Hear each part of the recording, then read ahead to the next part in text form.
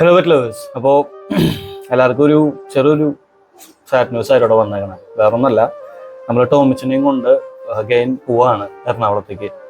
അവനെ അഡ്മിറ്റ് ചെയ്തിരുന്ന ഹോസ്പിറ്റലിലേക്ക്. വേറെ ഒന്നല്ല കേട്ടോ, പിന്നെ 2 ദിവസമായി ഭക്ഷണം കഴിച്ചിട്ട്. അതുപോലെ തന്നെ ഇന്നലെ വൈകിട്ട് അവന് ചെറിയ തോതിൽ ഫിക്സ് പോലെ വന്നിട്ടുണ്ടായിരുന്നു.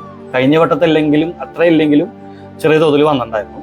അതുപോലെ മെയിനായിട്ട് ഭക്ഷണം കഴിക്കണില്ല 2 ദിവസമായിട്ട്. പിന്നെ ഹെഡ് ഷേക്കിങ് കുറച്ചുണ്ട്.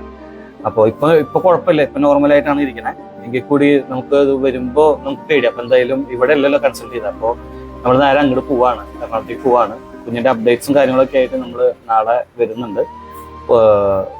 കമ്മ്യൂണിറ്റി പോസ്റ്റ് ആയിട്ടോ ഷോർട്സ് ആയിട്ടോ വീഡിയോ ആയിട്ടോ ഞാൻ അപ്ഡേറ്റ് ഇടാം കേട്ടോ. എന്തായാലും കുഞ്ഞിന് വേണ്ടി എല്ലാവരും പ്രാർത്ഥിക്കാം.